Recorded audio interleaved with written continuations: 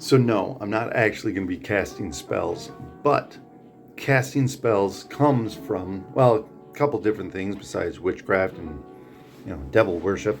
Besides that, it does come from the the construction of reality based on the words that you are saying.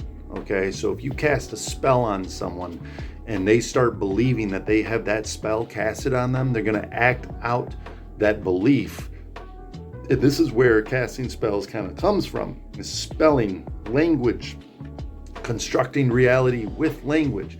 So a couple examples, right? I was watching an interview with someone, and there was a non-binary person on there, they, them, and what they kept saying is, if you misgender me, then you are causing violence against me. Now, there are a lot of people who believe this to be true. They were obviously one of them. And the answer to that is no, that's not true at all. There is no violence. There's a book called Nonviolent Communication, and I love the book, but I hate the title because you can't communicate violence. Like, violence is, and you can look up the definition, and I'm going to botch the actual definition, but it is a physical aggression that causes harm physically to someone else. That's what violence is. But if you construct the reality to say that if you misgender me, you're being violent towards me, suddenly people are like, oh, well, violence is bad, and therefore I have to, makes you fall in line. Let's take another one, all right? And by the way, I'm not saying that we should misgender. I'm not saying anything like that. I'm strictly talking about the construction of words. Another one is phobics, right? Xenophobic, transphobic, homophobic.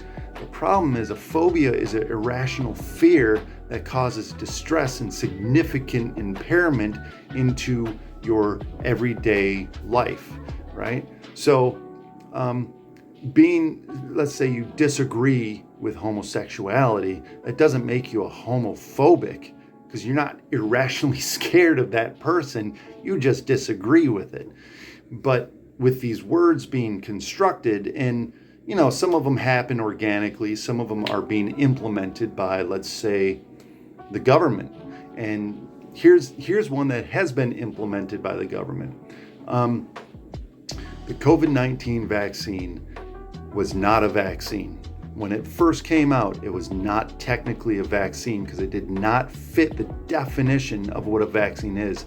So the CDC went and changed the definition of what a vaccine is so that it fit the definition of the vaccine. Therefore, they've constructed the reality saying this is a vaccine now, right? Because I know that the power of words do construct the reality around you. So where we used to have illegal immigrants, now we have undocumented citizens. They changed the definition, right? When you change the definition of something, you're changing the reality around it. I don't know how many times to say this, so I'm gonna stop saying it. But with this being said, and that's all political stuff I don't even care about. But here's the main point, right? Here's the psychological effect. If someone comes up to you and says, man, you don't look very good, are you feeling okay? Suddenly there's an anxiety like, oh, like maybe I'm not okay. Like, it's constructing that reality for you. You start believing in it, and you start acting on those beliefs. Well, this happens on a daily basis.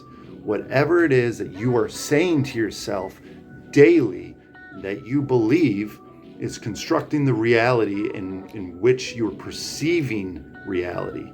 So there's objective and subjective, right?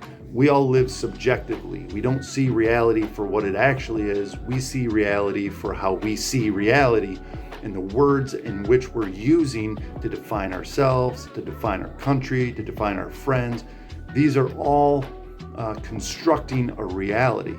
So then the question comes down to, what is the reality that you want to construct?